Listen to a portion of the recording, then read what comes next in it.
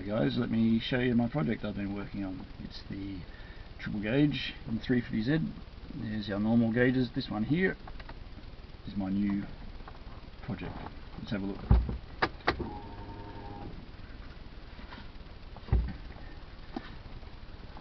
It's got the usual things, the 7 modes or whatever you've got on the dashboard as you cycle through, with a few enhancements. As you can see, I've got the outdoor temperature and the distance to empty permanently displayed there, and now I'm on the speed, and we can cycle through using the normal method. So where those distance to empty and temperature is, that's been replaced by new functions which I'll show you.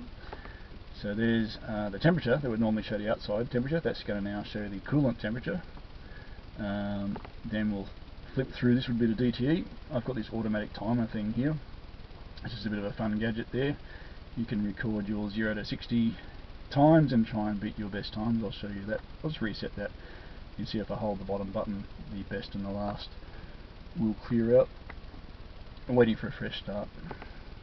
This is your trip meter, which, as you would recall, shows the fuel efficiency in kilometres per litre, which I wasn't really a fan of. So I've added this feature that you can just flip the second button and that will become litres per 100, which is the more normal format. Next mode, that's our trip meter.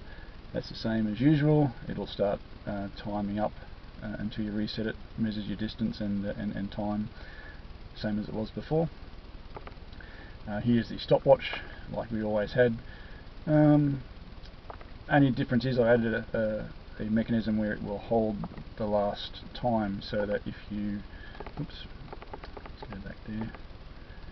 If you start another time and it's slower, then you get the red. You push that, it moves to the bottom. Start a new time. It's faster. Turns green. Again, you push it to the bottom. If you start a timer and move off that mode, you see it's made that little marker there. That's just to tell me that there's a stopwatch running in the background. This is the RPM mode, which is the same as it was before. Short press up by 100 RPM, long press up by 500 RPM. That's the same exact feature that you already have, and then eventually it will cycle back to the speed mode.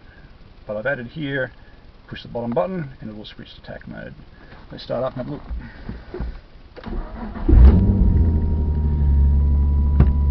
Cold start, so RPM goes high, as we'd expect. Push the button, switch to kilometres. I've got a calibration thing for the kilometres, which I'll show you a little later. It's getting dark outside, we'll see how we go. Let's go for a drive.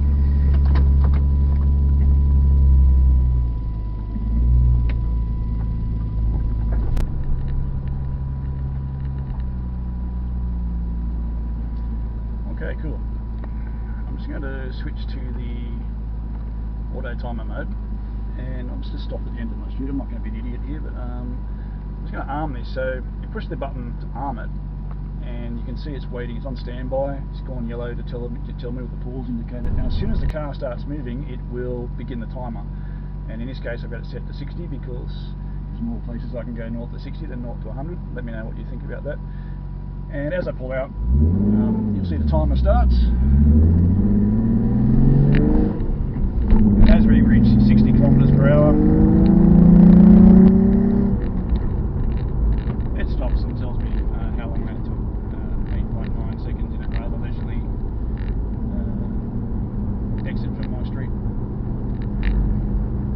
If I hit the reset button, the time just recorded will move down to the last position, and because I had no time set for best, it will record that. And then we can try again and see if we can beat our score next time. It's just a little bit of fun. You can see that this guy here. As you know, when you change that, it will set an indicator on your TAC for your gear shift. So I haven't forgotten about that. Let's just put it down somewhere. I don't want to be flogging this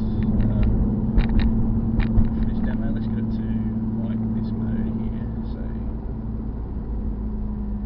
that'll do.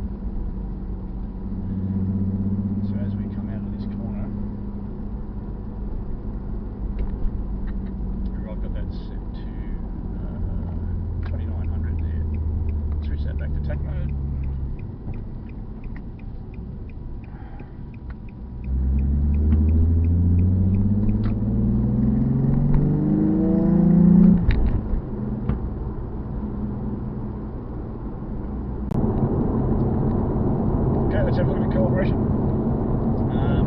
If you're in the speedo mode, what you can do is you go up to the freeway, set your cruise control at 100 if you've got some sort of auxiliary speed, or if you just want to sync it up to your speedo, whatever, but you're looking for 100 kilometres, so I'm just going to set cruise control now. I've got a GPS here that says 100, as you can see I'm already saying 100. I'll long press the reset button, then we'll go into calibration mode. It says I'm calibrated, that's why I'm showing pretty much what my GPS is showing me. If I'm uncalibrated, now it's sort of showing what the raw data is off my off the CAN system. So I'm just going to get my cruise set on a straight line, GPS sitting on 100. As soon as I do that, I'm going to hit this button